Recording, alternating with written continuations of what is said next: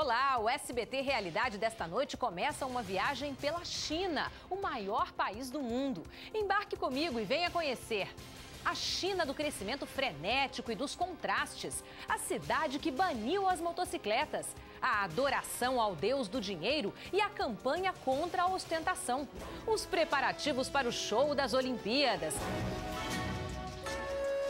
o horizonte cinza de poluição, as regiões de beleza natural intocada e a preservação de um tesouro, o adorável panda.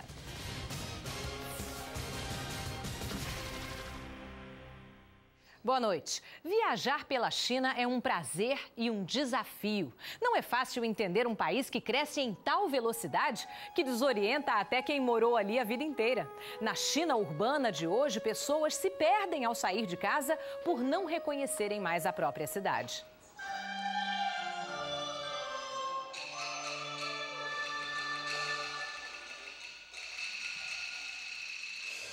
Mudar de cara num piscar de olhos é uma das artes chinesas. Ela é mostrada nos palcos do país pelos atores da ópera de Sichuan. Mas também está nas ruas de qualquer grande cidade da China. Guindastes e andaimes atuam derrubando e erguendo, destruindo e construindo, alterando da noite para o dia a face do gigante. Nesse processo de crescimento frenético, as cidades mudam muito depressa, a ponto de confundir quem sempre viveu nelas. São cada vez mais frequentes os casos de pessoas, principalmente os mais velhos, que saem de casa e se perdem, não conseguem mais achar as antigas referências. Casas dão lugar a edifícios modernos, o comércio de bairro dá lugar a arranha-céus e tudo muito rápido. Veja estas fotos da cidade de Xangai. Esta foi tirada em 1994 e esta no mesmo lugar 10 anos depois. A ponte do metrô sobre o rio era assim em 75 e já estava assim em 2004. Em meados dos anos 90, o Pudong, futuro centro financeiro da cidade, só ostentava a torre da TV, que viraria símbolo de Xangai.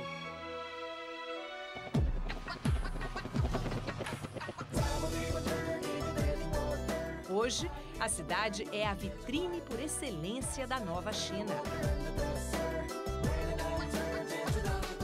Contemplar o Pudong iluminado é como testemunhar o milagre econômico chinês.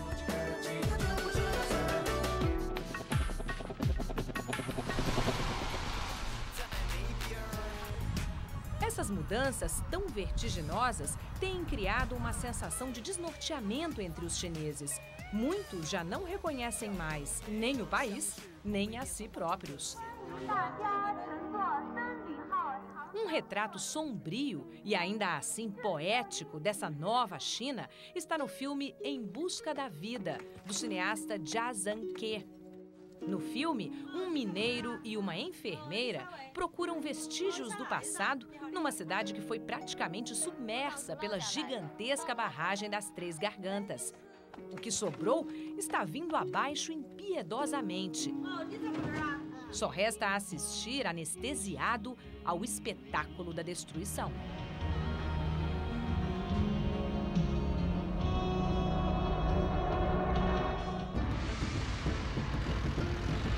Nessa nova China, praticamente todos os edifícios da austera escola de arquitetura soviética estão virando entulho. Em seu lugar, surgem os ícones do capitalismo. Prédios que são a embalagem perfeita para poder, sucesso e individualismo. Em Beijing, até a emblemática Praça da Paz Celestial está ganhando um adereço contemporâneo.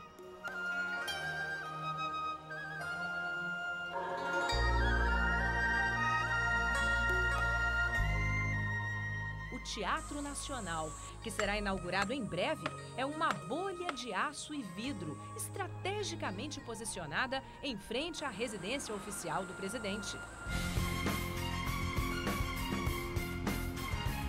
Esse Esse luxuosíssimo edifício de 88 andares é o mais alto de Xangai. Ou melhor, era.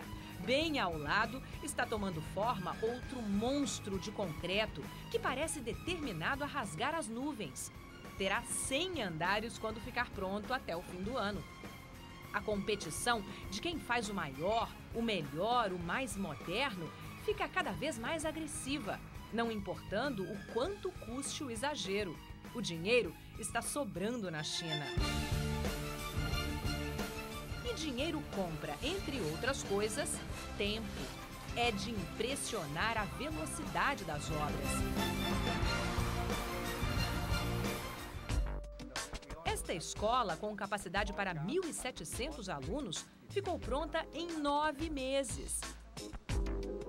Tem, além das salas de aula, ginásios, quadras poliesportivas, piscinas e um filtro verde para melhorar a qualidade do ar que se respira ali dentro. O dono do colégio, um chinês canadense que aproveitou a abertura para voltar e investir no país, conta que em alguns momentos teve 3.000 funcionários trabalhando 24 horas por dia. Assim, o futuro chega muito mais rápido. Os chineses urbanos parecem ter muita pressa de apagar o passado. As mesas são fartas, como as de quem quer esquecer a fome. As mulheres se escondem do sol, como quem quer esquecer a dura vida no campo.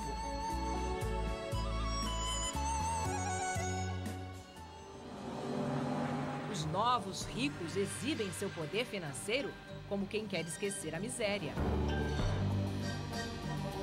O consumismo é a nova lei do asfalto. Compra-se sem limites tudo aquilo que possa ser visto pelo vizinho. Xangai exala o perfume da riqueza novinha em folha. O desfile do luxo chega a ser perturbador. E não basta ser novo, tem que ter marca, tem que ser chamativo, tem que ser vistoso. O enriquecimento na China salta tanto aos olhos que está em andamento uma campanha contra a ostentação, para que os chineses não exagerem tanto na hora de mostrar o que o dinheiro pode comprar. Ou seja, enriquecer na nova China é glorioso sim, mas não é preciso fazer disso um show. E de onde é que vem tanto dinheiro? Efeito da abertura econômica iniciada em 1978 pelo líder comunista Deng Xiaoping. Afinal, quem não quer investir num mercado de 1 bilhão e 300 milhões de potenciais consumidores? O empresário Richard Cheng construiu um império em apenas 7 anos. Ele estudou nos Estados Unidos, voltou para a China em 2000 e hoje é dono da 3ª maior indústria no mundo de desenvolvimento e fabricação de semicondutores. São 12 fábricas, 10.000 funcionários, 6.000 na unidade de Xangai, que oferece moradia, escola para as crianças, serviço médico e comércio, tudo bem ao lado da empresa. Um exemplo numa China conhecida não exatamente pelas boas condições de trabalho. E Richard Cheng já tem planos para repetir a proeza em outros países. Segundo ele, a próxima fábrica pode ser instalada no Brasil. Ele acredita que o Brasil será a bola da vez dos investidores mundiais se conseguir reunir 4 condições essenciais para qualquer empresário. Primeiro, mercado. Segundo, a equipe certa. Terceiro, apoio financeiro. E quarto, tecnologia. Isso independe do regime político do país. Mas no caso da China, há uma outra condição sem a qual ninguém faz nada. Você precisa de um contato mais próximo, é o que eles chamam de guanxi, inclusive. É esse contato, essa relação que precisa ser criada para que um bom negócio possa ser desenvolvido e aí dure por um período até longo. Ter guanxi é ter amizade com alguém importante. Coisa preciosa por aqui, diz Emerson, que trabalha na Câmara de Comércio Brasil-China. O escritório faz pesquisas e dá apoio para quem quer fazer os tais negócios da China. Mas Mas a sensação geral é a de que os empresários brasileiros estão perdendo tempo. Se conhecessem um pouco mais a cultura e os intrincados caminhos da burocracia chinesa, poderiam estar multiplicando seus negócios por 1000 ou por milhões. As quantidades na China são exorbitantes. Qualquer restaurante parece refeitório industrial. Qualquer prédio de apartamentos tem centenas de unidades. Este condomínio de luxo em Guangzhou, todo vendido a um preço mínimo de $1.250 o metro quadrado, parece a Ilha da Fantasia. Tem jardins tropicais e piscinas onde se esbaldam os felizes surfistas da onda de crescimento chinês. São cidadãos que saíram direto das sisudas moradias em estilo comunista para o conforto das residências espaçosas. Mesmo assim, continuam pendurando as roupas no varal improvisado na janela. O país saltou sem escalas da vida simples rural para o caos urbano. Veja o caso dos motoristas. Ficou para trás a China da época das bicicletas. A obsessão coletiva do momento é o carro. O problema é que a transição do guidão para o volante não está sendo das mais tranquilas. Carro hoje na China, mais do que um meio de transporte, é um símbolo de status. E a mistura de motoristas exibicionistas, motoqueiros ousados, guardas de trânsito inexperientes, além dos ciclistas e pedestres de sempre, está dando uma confusão das boas. Por enquanto, vai ganhando o carro. Dentro de muito pouco tempo, a China terá a maior frota de carros do mundo. E algumas cidades estão tomando medidas radicais para abrir espaço para os motoristas. Aqui em Guangzhou, as motos foram banidas das ruas. O governo simplesmente proibiu a circulação de motocicletas. Já pensou se isso acontecesse em São Paulo?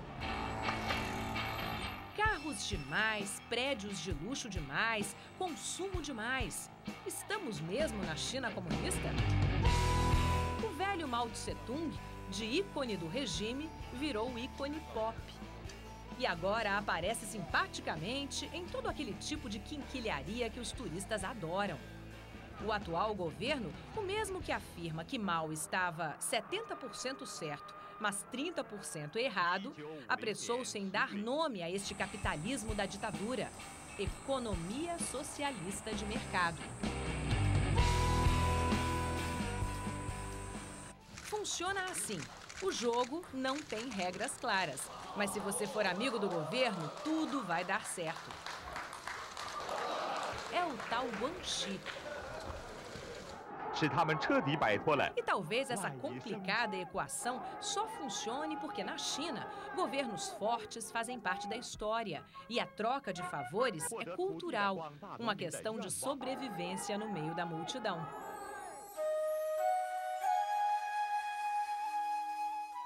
Haja equilíbrio.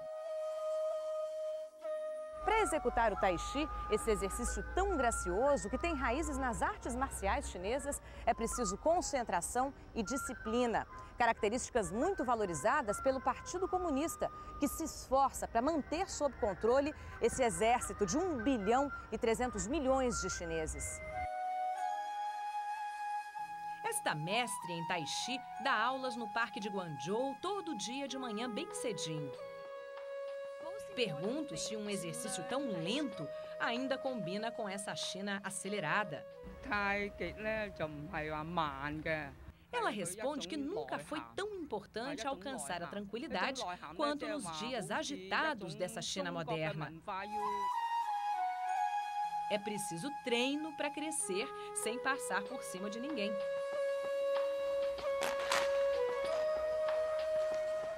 Será a China um caso único na história? Ou será que essa história ainda não acabou? Na ópera de Sichuan, os atores sempre mostram o próprio rosto no fim do espetáculo. Talvez o show da China esteja apenas começando.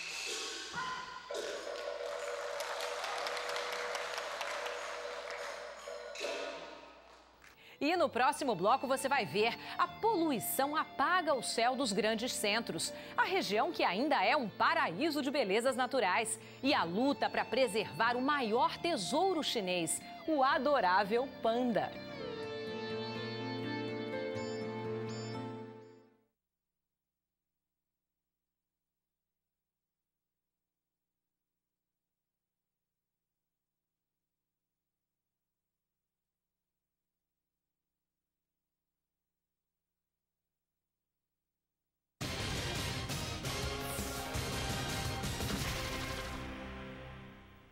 Eles perderam o seu habitat natural, as florestas de bambu no alto das montanhas da China. Mas os cientistas chineses conseguiram com sucesso a reprodução em cativeiro.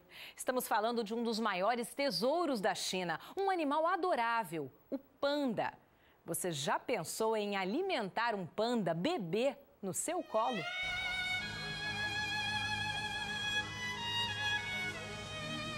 Escrever poemas no chão é uma tradição na China.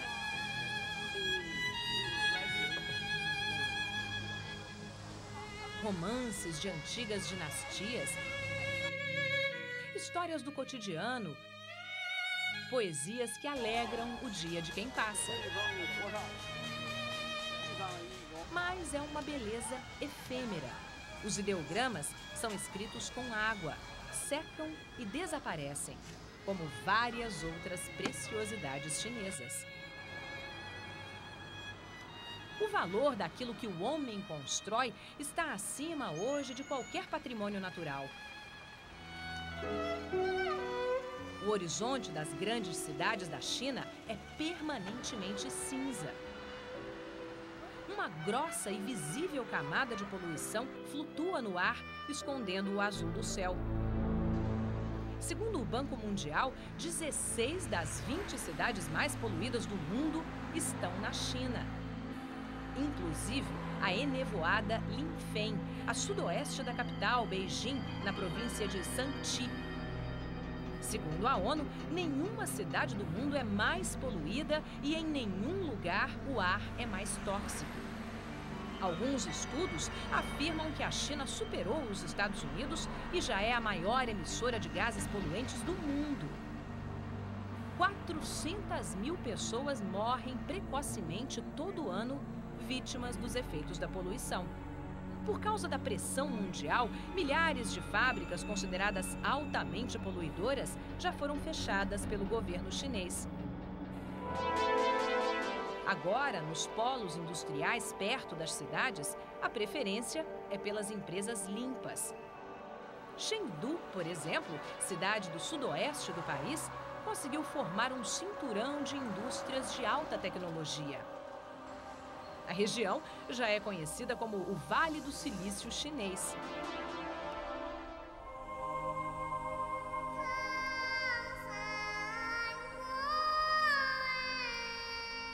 Mas natureza mesmo, imaculada, é tão rara que onde resiste vira atração turística. Visitamos Guilin, um paraíso no sul da China, região sustentada pelo turismo. Dezenas de barcas carregam milhares de visitantes incrédulos pelas águas transparentes do rio Li.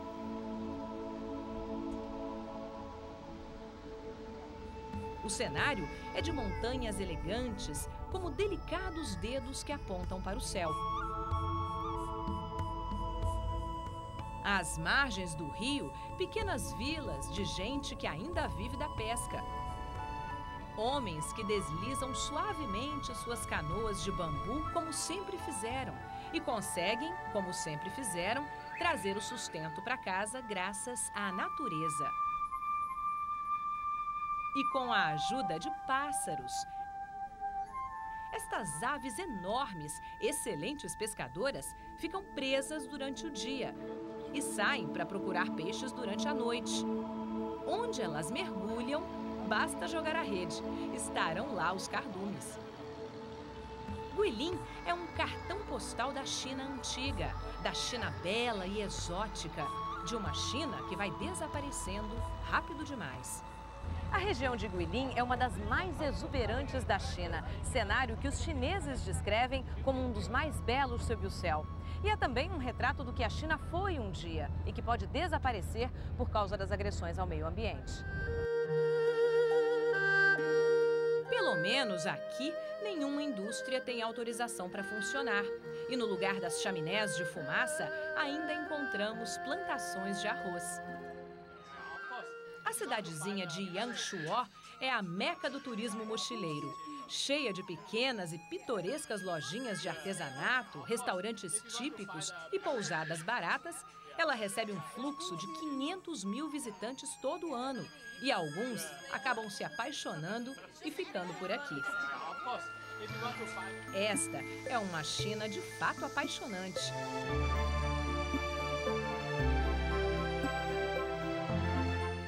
Um lugar carregado de histórias que não tem nada a ver com crescimento e poder, mas que tem muito a ver com a identidade do país. E nessa China, que muda tanto, encontramos nessa outra província, nessa outra reserva natural, um outro símbolo chinês. Talvez o maior tesouro da China.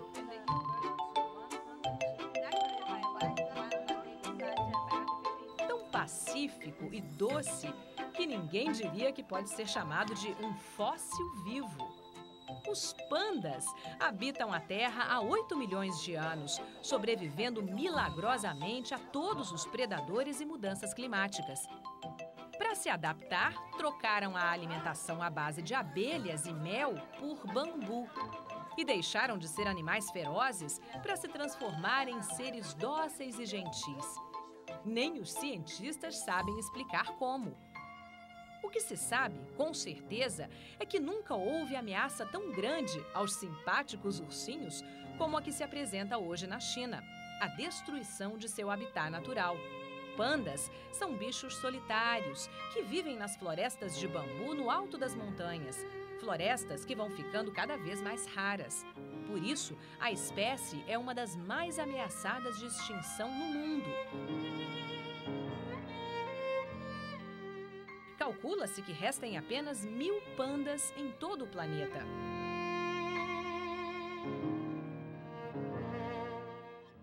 Esta reserva, na província de Sichuan, é hoje a casa de dezenas de pandas, a maioria nascida em cativeiro.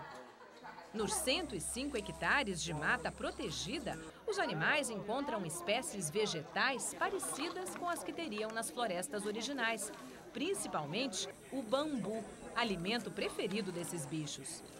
Na natureza, um panda tem que comer pelo menos 20 quilos de bambu todos os dias. O animal chega a pesar mais de 150 quilos. Apesar disso, ele tem gestos delicados, dengosos, como os de um felino. Em chinês, ele é chamado shanmao, urso com jeito de gato. No calor do verão chinês, os bichos ficam ainda mais preguiçosos.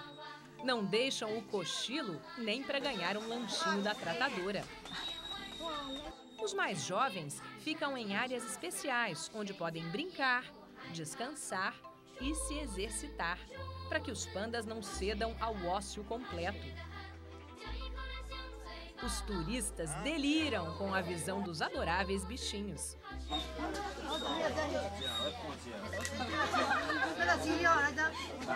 Vamos chegar mais perto dos pequenos?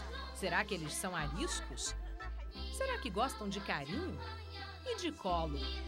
Esse aqui é um bebê panda de 9 meses. O nome dele é Pride. Pride é um dos 50 pandas que nasceram aqui em cativeiro nos últimos 20 anos. Agora, o interessante é que para fazer bebezinhos panda, os papais, os pandas adultos, têm que receber algum tipo de estímulo. Estudar o ritual de procriação dos pandas foi um desafio para os cientistas chineses. Eles sabem que na natureza os animais só copulam uma vez por ano. E que não se percebe quando a fêmea está grávida, já que ela é sempre gorda e barriguda. Mas em cativeiro, os casais pareciam não muito interessados em namoro. foi preciso mostrar aos bichos um vídeo com imagens do sexo na natureza. Aí, os casais se animaram. Mas mesmo assim, as fêmeas ainda davam um belo trabalho aos machos. Para garantir a manutenção da espécie, os cientistas usaram também técnicas de fertilização, com sucesso. Mas, quando os bebês panda começaram a nascer, veio outro problema. Nestas imagens amadoras, feitas pelos próprios cientistas, vemos que esta mamãe panda, logo depois de parir pela primeira vez, não sabe o que fazer com o filhote. Ela bate no recém-nascido, que tem que ser retirado dali rapidamente por uma enfermeira. Os pandinhas nascem muito pequenos, como ratos, sem olhos ou ouvidos formados. São frágeis e, mesmo na natureza, são poucos os que sobrevivem. Por isso, os cientistas passaram a tratar dos bebês que só são devolvidos às mães um mês depois do nascimento, quando atingem 1 quilo de peso. Com 9 meses, como Pride, eles comem sozinhos, são carinhosos e adoram um colinho. I think he likes me. A reserva de Sichuan é uma das mais bem-sucedidas do mundo na pesquisa sobre a procriação de pandas. Mas nada indica que voltaremos a vê-los no futuro em liberdade, nas florestas. Seu pedaço de mundo se foi, assim como tantas outras maravilhas chinesas. No imenso território chinês, visitamos e mostramos para você agora algumas das poucas reservas de beleza natural. A beleza da China. Cada vez mais parecida com a de um poema escrito com água. Desenhado com paciência e delicadeza, mas que não resistirá ao sol do meio-dia.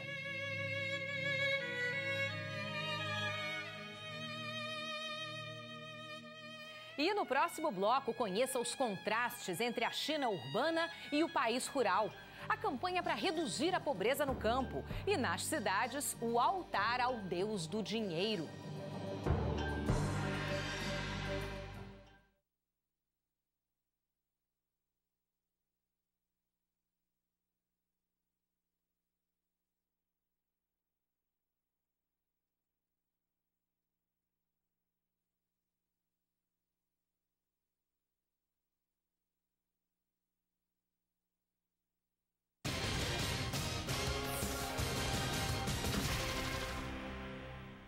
A China moderna é um país de contrastes. Enquanto as cidades constroem altares ao Deus do dinheiro, no interior é preciso fazer campanha contra a miséria.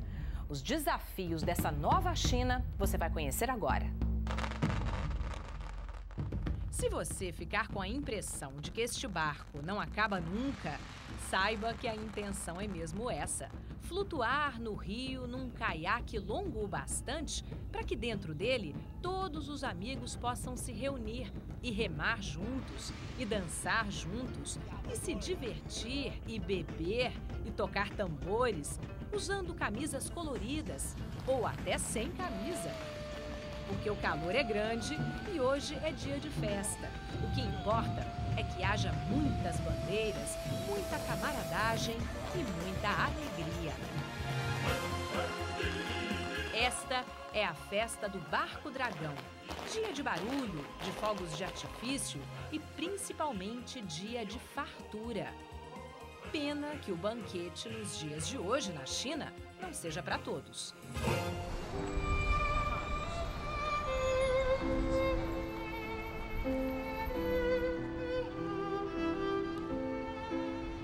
Enquanto as oportunidades nas cidades crescem em ritmo proporcional à altura dos novos edifícios, no interior, a vidinha segue em ritmo de passado. Por que então continuar esperando a colheita incerta, se é nos campos de concreto das capitais que a China desafia o mundo? Os esqueletos dos futuros arranha-céus estão cheios de ex-lavradores que hoje dão duro na construção civil. Muitos deixaram as famílias para trás, se amontoam ali nos alojamentos das obras, e vão pulando de prédio em prédio, vendendo por pouco sua força de trabalho e sua esperança de uma vida melhor. A economia chinesa é movida basicamente pela mão de obra barata que vem do campo. Estima-se que 140 milhões de pessoas já tenham trocado as áreas rurais pelos grandes centros e pelo menos outros 45 milhões de trabalhadores vão inchar as cidades nos próximos 5 anos. Mas esses números poderiam ser muito maiores se a migração fosse livre na China. Não é. Para trocar o campo pela cidade, a pessoa precisa comprovar que tem emprego, que tem moradia.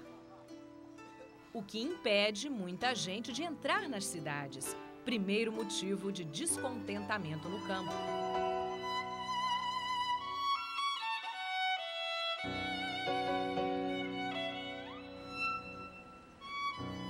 Primo pobre da prosperidade chinesa, lugar dos que ficaram geograficamente isolados da riqueza repentina do país, o interior está colhendo uma amargura que perturba a felicidade geral da nação. Até 30 anos atrás, esta era a imagem da China, muito mais do que a das grandes cidades que hoje tomam conta principalmente da costa leste do país. O processo de urbanização, que na maioria dos países ocidentais demorou pelo menos um século, aqui aconteceu em 1/4 de século. Nem os chineses se reconhecem mais. Mesmo o campo vai ganhando contrastes nunca imaginados. Alguns dos que ganharam dinheiro nas cidades voltam e reformam suas casas. Estabelecem outro patamar de conforto nos vilarejos. O senhor Chu, 42 anos, não teve essa chance. Encontramos o lavrador em casa depois do serviço no campo, consertando o telhado. A construção de mais de 300 anos ainda verá crescer seus 2 filhos. Sim, no país do filho único, os camponeses podem ter uma segunda criança se a primeira for menina. Meninos são mais bem-vindos para o trabalho pesado da lavoura. É o caso do senhor Chu. Mas ele diz que não teve sorte. O segundo filho nasceu no dia 1º de janeiro de 2000, dia de mau agouro, segundo ele.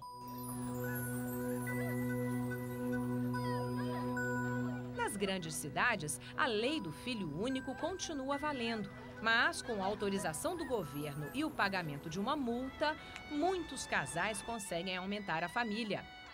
Em locais públicos, já se vêem mulheres exibindo orgulhosamente 2 filhos homens. No campo, sem dinheiro para a multa, formar uma família considerada adequada depende só da sorte. E há muitas vítimas da má sorte, como o Sr. Chu. Impedido de tentar mais um filho, velho demais para arriscar outra vida na cidade, ele ilustra por que o campo começa a se sentir incomodado com a nova China. E mesmo os que conseguem se mudar das áreas rurais para os centros urbanos, será que alcançam a felicidade? Será que o crescimento brutal gera emprego para todos os sonhadores do interior? Não é o que se vê nas cidades, que apesar do rígido controle de migração, não conseguem evitar que a miséria apareça aqui e ali, feia e triste como em qualquer lugar do mundo. Esse abismo entre ricos e pobres criou um tal mal-estar num país acostumado ao discurso comunista da igualdade que o governo chinês teve que reagir. Criou programas para tentar diminuir a pobreza. Chengdu, por exemplo, foi escolhida como uma das cidades piloto nas quais serão implementadas medidas para trazer mais gente para esse banquete de prosperidade chinês.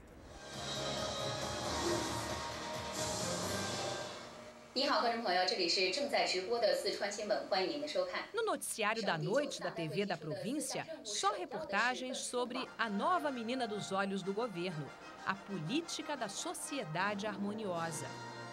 O governo quer que todos sejam felizes, embora alguns estejam ficando ricos e outros não. Visitamos os estúdios do Canal da Província e acompanhamos ao vivo a edição do principal telejornal, que vai ao ar às 6h30 da tarde. São 20 minutos de reportagens, A apresentadora, num mandarim perfeito, anuncia matérias sobre a ajuda que o governo está dando aos pobres que querem abrir o próprio negócio, sobre o programa que ensina ricos voluntários a dar assistência aos vizinhos mais pobres, sobre a determinação do governo em diminuir a desigualdade. Planos e ações não faltam, mas é difícil avaliar se estão de fato funcionando. Todas as TVs são estatais, desde a poderosa CCTV federal, com 18 canais abertos, até as emissoras regionais, que cobrem as províncias e respondem aos governadores. Pergunto ao responsável pelo jornalismo da TV de Sichuan se assuntos que não interessam ao poder central também são apresentados. Ele me responde, sem rodeios, que o governo é quem decide como quer ver tratados assuntos considerados delicados. A internet também é controlada por sensores que tiram sites do ar quando a informação contida neles não interessa ao governo. E, mesmo com autorização oficial, não foi nada fácil para nós vencer a burocracia e filmar em alguns locais públicos em determinadas cidades do país. A pouca informação crítica e a incrível força do governo central mantém, para os chineses, uma consoladora sensação de que as distorções criadas pela abertura econômica serão corrigidas. Mas, para um estrangeiro ocidental, é complicado entender como será possível tornar mais igual uma sociedade economicamente capitalista, onde a competição é um pilar. Até Confúcio está de volta. Nas escolas e no discurso oficial. O maior pensador chinês, desqualificado durante a Revolução Cultural Maoísta por defender a harmonia em vez da luta, foi reabilitado na Nova China. Interessam ao governo suas ideias de obediência à hierarquia e indiferença em relação à igualdade. Assim pregou Confúcio. Um homem que respeita seus pais e os mais velhos seria pouco propenso a desafiar seus superiores. Um homem que não é propenso a desafiar seus superiores nunca fomentará uma rebelião. Outro trunfo dos dirigentes chineses está na comparação. Na China de Mao Tse-tung, quem tinha uma bicicleta, uma máquina de costura e um relógio podia se considerar um felizardo. Hoje, chineses da cidade e do interior concordam num ponto: a vida está melhor do que nos tempos da China fechada. Sonhar é permitido a todos. De qualquer maneira, é assustador ver chineses cultuando o dinheiro. Cultuando literalmente. Este altar está hoje em praticamente todos os estabelecimentos comerciais do sul da China. Restaurantes, lojas e escritórios acendem incensos, deixam comida e fazem orações para Guangong, um herói milenar chinês transformado em deus do dinheiro e da prosperidade. Confúcio, por certo, não concordaria com isso. E Guangong não deve fazer milagres, porque, por enquanto, a festa de fartura do barco dragão é para poucos.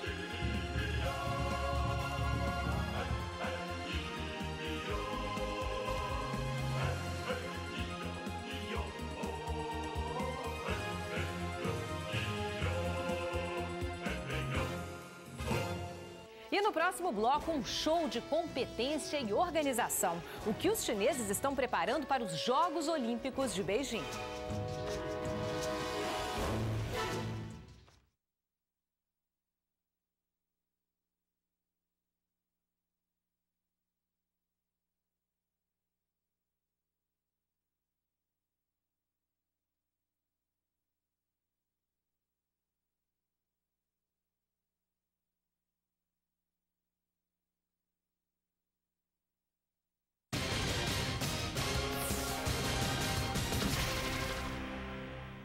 Talvez não pareça, mas os chineses são muito supersticiosos. Muitos edifícios não têm o quarto andar nos elevadores porque o número 4 traz má sorte. Já o número 8 é o número da fortuna. Por isso, o espetáculo de abertura das Olimpíadas está marcado para as 8h08 do dia 8 de agosto, mês 8 de 2008. E vai ser um show daqueles. Quanto tempo pode viver uma árvore? Esta tem 1.200 anos, dizem os chineses. Cresceu para o alto e principalmente para os lados de maneira incomum. E só conseguiu manter o equilíbrio porque lançou pelos galhos outras raízes que chegaram ao chão e se multiplicaram como pilares.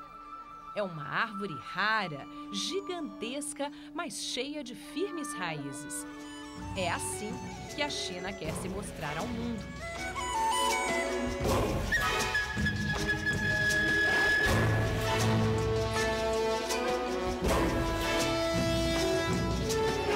E as Olimpíadas de 2008 serão uma excelente vitrine.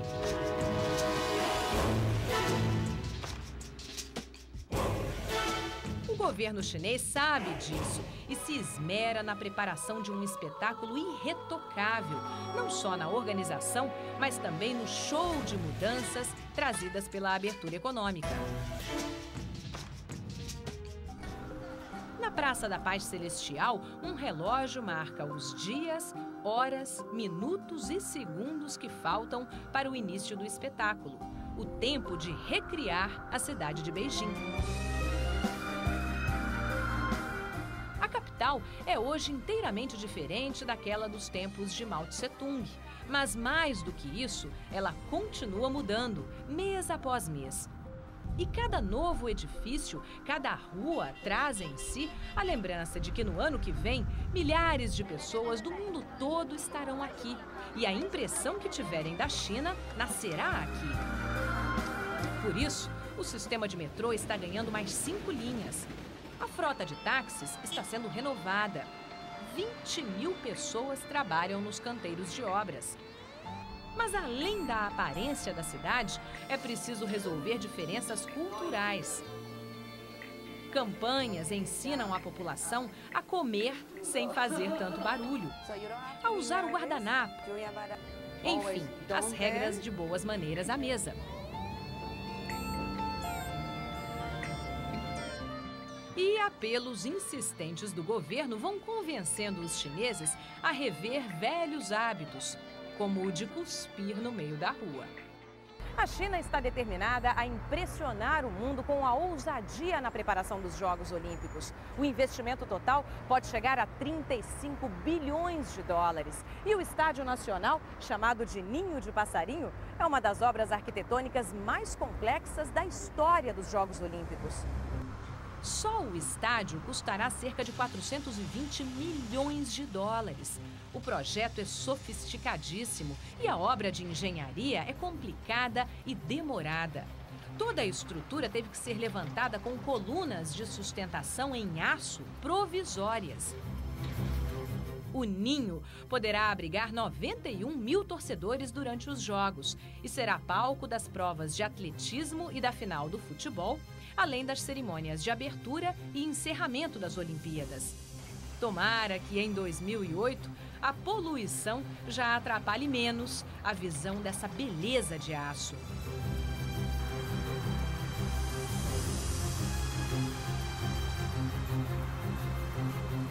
E ao lado do estádio, outra ideia brilhante e um pouco louca também está em fase de conclusão. É o cubo d'água, o centro aquático para as provas de natação.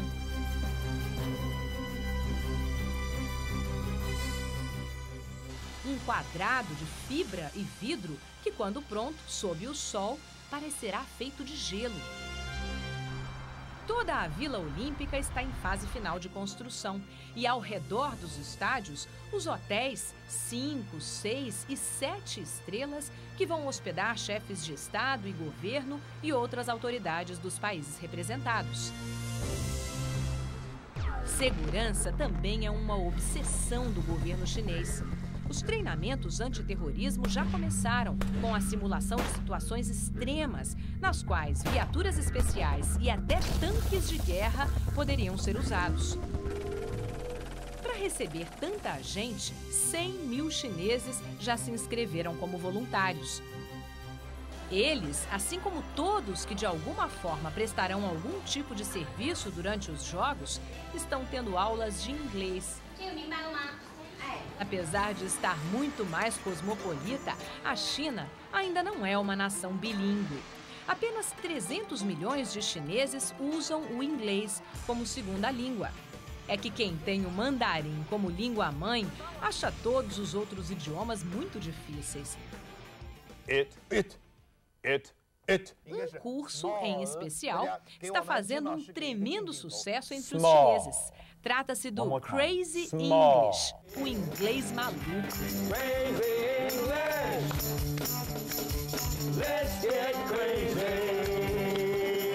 DVDs vendidos por um preço nada camarada dão dicas de como exagerar na pronúncia. Soltar mesmo a língua, esquecer a inibição e enfrentar o mundo num idioma universal. O curso parte do princípio de que o maior problema do chinês com línguas estrangeiras é a timidez. Em alguns momentos, o professor sugere ao aluno que grite.